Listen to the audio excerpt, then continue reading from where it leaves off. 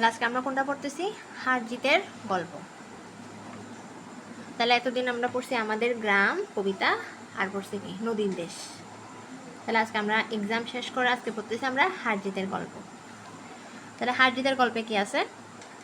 প্রথমে একজন দেখতেছি আমরা ছবিতে, একজন শিক্ষক আছে, একজন স্টুডেন্ট, তাও আবার তার হাতে কি আছে, যেগুলো তাদের পা ভেঙে যে স্ক্র্যাচার এগুলো আছে। তাহলে দেখি আমরা আসলে মূল কাহিনীটা কি। স্যার আসতে পারি? কে বলতেছে? স্টুডেন্টটা বলতেছে। নুমান স্যার। ওনার নাম কি তাহলে? নুমান। নুমান স্যার দেখলেন দরজায় একটা ছেলে, সে ক্র্যাচে ভর দিয়ে দাঁড়িয়ে আছে। স্যার বললেন এসো। ছেলেটা এগিয়ে এলো, বলল আমার নাম রাশেদ, নতুন ভর্তি হয়েছি। নুমান স্যার জানতে রাশেদ আসবেন। স্যার কিন্তু আগে থেকেই জানতেন যে একটা ছেলে আসবে, ওর নাম রাশেদ। ভর্তির দিন তিনি রাশেদকে ডেকেছিলেন, দুটি প্রশ্ন করেছিলেন তাকে। রাশেদ ছটপট জবাব দিয়েছিল। স্যার বুঝেছিলেন ছেলেটি অত্যন্ত মেধাবী। ক্লাসের সবার সঙ্গে নোমান স্যার পরিচয় করে দিলেন কাকে? এই রাশেদকে। বললেন ওর নাম রাশেদ, ও তোমাদের সঙ্গেই পড়বে।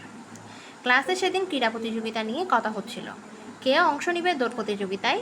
কারো পছন্দ দড়িলাফ। নুমান স্যার জিজ্ঞেস করলেন তুমি কি করবে? রাশেদ বলল অঙ্ক দৌড়, মোড়ক লড়াই করব।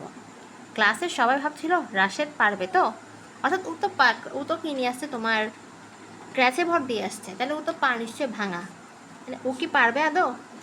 তো নুমান স্যার বললেন খুব ভালো লাগলো রাশেদ, যেহেতু ও আত্মবিশ্বাসের সাথে বলছে আমি পারবো। তারপর কি বলছে? 3 দিন পরের কথা।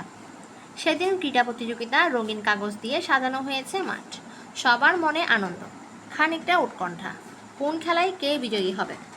শুরু হলো অঙ্ক দৌড়। সবার আগে অঙ্ক করে দৌড়ে আসতে হবে, যে আসতে পারবে সে হবে বিজয়ী। তাহলে অঙ্ক দৌড় মানে হচ্ছে যে কিছু গণিত দিবে, সেই গণিতগুলো আমাদেরকে করতে হবে, মানে ওদেরকে করতে হবে। আর যে খুব তাড়াতাড়ি করতে পারবে, আবার সে তাড়াতাড়ি খুব দৌড়ে এসে টিচারকেই দিয়ে দিতে হবে। তাহলে ক্রেচে ভর দিয়ে রাশেদ দৌড় শুরু করলো। খুব দ্রুত তাড়াতাড়ি অঙ্ক করতে পারে। 95 থেকে 67 বিয়োগ করতে হবে। রাশেদ লিখলো 28, লিখে ক্র্যাচ নিয়ে দৌড় দিল। তার সামনে রয়েছে 2 জন, পিছনে তাকিয়ে দেখলো একজন এগিয়ে আসছে। ততক্ষণে রাশেদ চলে এসেছে শেষ সীমানায়। চারদিক হইচই পড়ে গেল। রাশেদ জিতেছে। এবার মোড়ক লড়াইয়ের পালা। রাশেদ ক্র্যাচে দুটো রেখে দিল একপাশে, 2 হাত পিছনে রেখে প্রস্তুতি নিল সে। বাঁশিতে ফু দিতে এগিয়ে গেল সামনে। মোড়ক লড়াইয়ে অংশ নিচ্ছে 8 জন। শুরুতে রাশেদ কোনো আক্রমণ করলো না, আঘাত থেকে নিজেকে রক্ষা করলো। লড়াই করতে করতে একে একে পড়ে গেল 5 জন, বাকি রইল 3 জন, রাশেদ, রাজু আর ঝিমিত। ওই সময়ে রাজু এগিয়ে এলো রাশেদের দিকে। রাশেদ চট করে সরে গেল, রাজু পড়ে গেল ঘাসের উপর। তাহলে আমাদেরকে যাদের হাত ভাঙা বা পায়ে কোনো প্রবলেম আছে, তাহলে হয়তো কি করতে পারবো, পায়ে বেশি চাপ দিয়ে হাঁটাচলা করতে যাবে না, মানে করা যাবে না। যেমন আমি অ্যাক্সিডেন্ট করছি, তাহলে আমার পায়ে আমি চাপ দিয়ে হাঁটতে পারতেছি না, তো আমার অবশ্যই করার কী দরকার? স্কেচ ব্যবহার করা দরকার। আমি স্কেচ ব্যবহার করতেছি না, তো আমি কী করতেছি? বেল্ট ইউজ করে হাঁটতে হচ্ছে আমার থেকে। তো অসুস্থতার কারণে অনেকদিন পড়তেও পারিনি, এরকম মেডিকেলে দৌড়াদৌড়ি করতে করতে। তো তারপরে এখন কী হয়েছে? তো তোমাকে আত্মবিশ্বাস রাখতে হবে, আমার পা অসুস্থ হয়েছে কে হয়েছে, আমার হাত অসুস্থ হয়েছে কে হয়েছে, আমাকে চেষ্টা করলে পারবো। তাই আবার কি থাকতে হবে? মাথায় বুদ্ধিও থাকতে হবে। তাহলে এখন রাশেদ বুদ্ধি করে চট করে সরে পড়লো, আর রাজু ওকে মারতে গিয়ে ও নিজেই পড়ে গেল। খেলায় উত্তেজনা, সবাই হইচই করতে লাগলো। বাকি রইল কি ঝিমিত আর রাশেদ। রাশেদ ভাবলো ঠান্ডা মাথায় খেলতে হবে, এত বেশি অস্থিরতা করলে চলবে। অর্থাৎ এই গল্প থেকে আমরা বুঝবো কি, কোনো কাজ করতে গেলে অবশ্যই বুদ্ধি কাটিয়ে কাজ করতে হবে, আবার অস্থিরতা করলে চলবে না।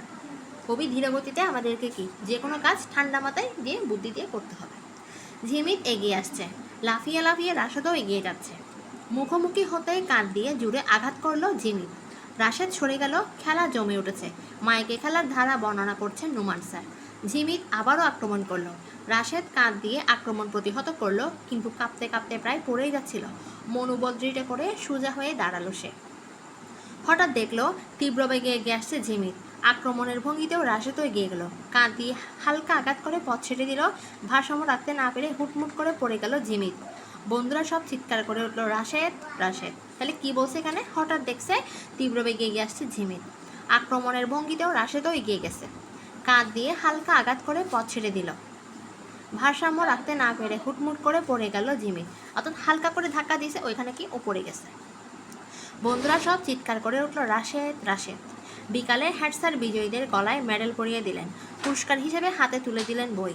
তিনি বললেন, হার জিত বড় কথা নয়, খেলায় অংশগ্রহণটাই হচ্ছে মূল বিষয়। অর্থাৎ যে কোনো খেলায় কী করতে হবে? অংশগ্রহণ করতে হবে। তাহলে আমাদের আজকে পড়া থাকবে কি? শব্দার্থ। ক্রীড়া অর্থ কি? খেলা। চটপট অর্থ তাড়াতাড়ি। উৎকণ্ঠা অর্থ হচ্ছে উদ্বেগ, তীব্র বেগে, দ্রুত গতিতে। দৃঢ় অর্থ হচ্ছে কি? শক্ত। আক্রমণ অর্থ আঘাত বা জয়ের জন্য এগিয়ে যাওয়া। আবার কি বলছে? শব্দগুলো পাঠ থেকে খুঁজে বের করি ও অর্থ বলি। ক্রীড়া, ছটপট, উৎকণ্ঠা, তীব্র বেগে, দৃঢ়। তাহলে এগুলো শব্দ থেকে, বই থেকে তোমার খুঁজে বের করতে বলা হয়েছে। তারপর এখানে আছে আমাদের একটা খেলার চিত্র দিছে, ছবি দেখি খেলার নাম বলি। এটা কী খেলা জিজ্ঞেস করতেছে। তারপর শব্দ নিয়ে খালি জায়গায় বসা। এটা কী খেলা? এটা তোমাদের প্রশ্ন। এটা তুমি খুঁজে চিন্তা করে বলতে পারতে হবে। যদি না পারো আমি পরে জানিয়ে দেব। আগে তোমাকে চিন্তা ভাবনা করতে হবে এই ছবি দেখে এটা আসলে কী খেলা। না, মোড়ক লড়াই হচ্ছে এরকম। এই যে আমরা আগের ছবিতে যেটা দেখতেছি, এক পাটা উপরে ধরতে হবে আর এক পা দিয়ে দৌড়াতে হবে। আর হচ্ছে কি? শব্দ নিয়ে খালি জায়গায় বসাই। স্যার বুঝেছিলেন ছেলেটা অত্যন্ত কি? ওইটা লিখতে হবে। সেদিন ক্লাসে ক্রীড়া প্রতিযোগিতা নিয়ে কথা হচ্ছিল। রঙিন কাগজ দিয়ে মাঠ সাজানো হয়েছে। খেলার উত্তেজনায় সবাই ছটপট করতে লাগলো। না, ছটপট না, হইচই করতে লাগলো। এটা কি খেলা চিন্তা করে তোমাদেরকে আসতে হবে। ছটপট বুঝে নি, খুব তাড়াতাড়ি কিছু করো। আমি বলি না ছটপট করো, তাড়াতাড়ি করো, এটাই কি উত্তর। ফুটমুট, অনেক জিনিস একত্রে পড়ে যাবার শব্দ হচ্ছে ফুটমুট। ক্র্যাচ, হাঁটার সমস্যায় ব্যবহার করা যায় এমন লাঠি। ধারা বর্ণনা, কোনো কিছু ধারাবাহিক বিবরণ। মেডেল, বিজয়ীদের দেওয়া হয় এমন পদক। তাহলে আমাদেরকে এগুলা কি? এক কথায় প্রকাশ। এটাকে আমরা এক কথায় কি বলতে পারি? এক কথায় প্রকাশ। আমাদের পরীক্ষাতে কি আসতে পারে? যদি এক কথায় প্রকাশ আসে, এগুলো দেওয়া থাকবে, আমাদেরকে এই শব্দগুলো লিখতে হবে। তাই আমাদেরকে এটাও মনে রাখতে হবে, আবার এটাও মনে রাখতে হবে। হয়তো প্রশ্নে আসবে ছটপট অর্থ কি? বুঝিয়ে লেখা। জ্ঞানমূলক প্রশ্ন আসতে পারে। আর যদি এক কথায় প্রকাশ আসে, এগুলো দেওয়া থাকবে আর এগুলা বলতে হবে। বাক্য লিখি।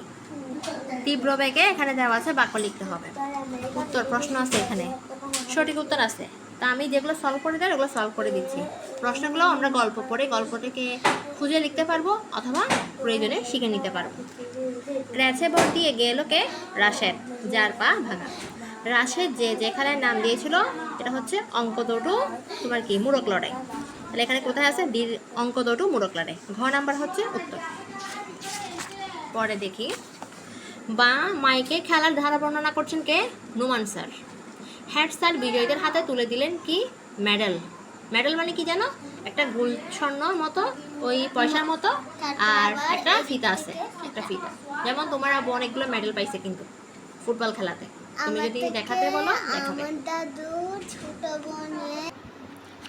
তাহলে এখন দেখো, মাইকে ধারা বর্ণনা করছে কি? নোমান স্যার। হেড স্যার বিজয়ীদের হাতে কি তুলে দিলেন? মেডেল। মোড়ক লড়াইয়ে অংশ নিয়েছিল কে? কয়জন? 8 জন। তাহলে এখন আমাদের এখানে কিছু ক্রমবাচক সংখ্যা আছে যেগুলো আমাদেরকে শিখে রাখতে হবে। তারপরে একটা খেলা নিয়ম। হ্যাঁ, শব্দের খেলা খেলি এখানে, এটা বলছে। খেলার নিয়ম, প্রথম জন একটা শব্দ বলবে, ধরা যাক সে হচ্ছে বই। দ্বিতীয় জন বই শব্দটি বলবে এবং শব্দের শেষে বর্ণ দিয়ে সে সেম আরেকটা, সে পরবর্তী শব্দটা বলবে। তাহলে বলবে বই, বইয়ের পরে সব শেষে আছে রশ্মি, রশ্মি দিয়ে বলছে ইট। ইটের পরে তৃতীয় জন বলবে ইটের ট দিয়ে। ট দিয়ে কি আছে?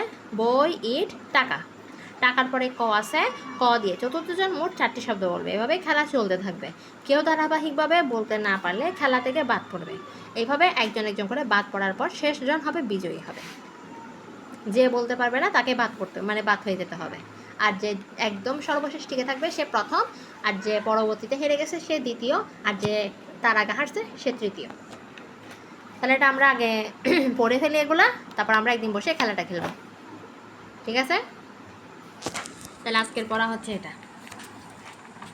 ঠিক আছে?